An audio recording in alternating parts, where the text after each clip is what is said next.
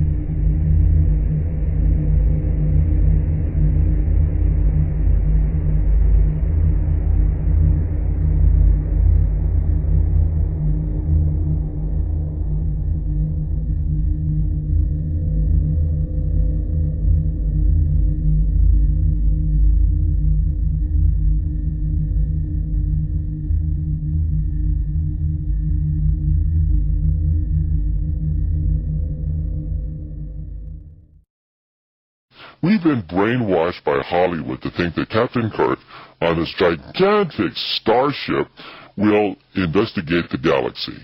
Ha! That's a bunch of nonsense. Because there's so many planets in the galaxy. Our galaxy has perhaps billions of planets, and poor Captain Kirk would spend a lifetime, in fact millions of lifetimes, going from planet to planet to planet. No, that's the wrong way. The mathematically correct way to explore the galaxy is to send robotic probes. Probes that land on a moon, because moons are stable. They make a factory to create thousands of more probes just like itself. And they shoot out and land on 1,000 moons. Then each one in turn makes a factory out of the dirt, and they shoot 1,000 more. So starting with one probe, you get 1,000. Then 1,000 times 1,000, which is 1,000,000. Then 1,000,000,000. Then 1,000,000,000,000. Then 1,000,000,000,000. And pretty soon you have almost an infinite number of these probes scattering throughout the galaxy. Now, you've seen that before. It's called a virus. A virus can colonize your entire body, practically, in just 2 weeks, and then you're sneezing. Even though a virus is nothing but a molecule, and you consist of about 50 trillion cells, you can be colonized by this probe called a virus. Now, where have you seen that before? You've also seen it before in a movie called 2001. Remember that movie? It came out back in 1968. The movie had a probe landing on our moon. So maybe they're already here. And maybe these flying saucers are nothing but probes sent out by this mother probe sitting on our moon. Well, who knows for sure? But maybe the reason why they don't reach out on the White House lawn and shake our hands is because they don't have hands. They are robots sent to simply explore, listen, and gather information. In other words, maybe they're already here, but on our moon. The man at the forefront of Blue Book's investigations was Dr. J. Allen Hynek. Hynek was employed by the Air Force. He interviewed thousands of witnesses and collated some of the public's most bizarre encounters. Have you ever seen a meteor with headlights? No, I've never seen a meteor with headlights. But one might see a meteor that looked like it had headlights. Well, I do not drink, and this had some kind of light on the back. All right, good, fine. Hynek was a skeptic. During the course of his investigations, he was able to attribute many of the sightings to natural phenomena. All of them saying that they saw it predominantly in an eastern direction. Now, if it had been extremely close to any one of them, it could not have been seen to the east by all the people. And observers west of Elgin, But Project Blue Book had severe limitations. No military sightings were included in its pages.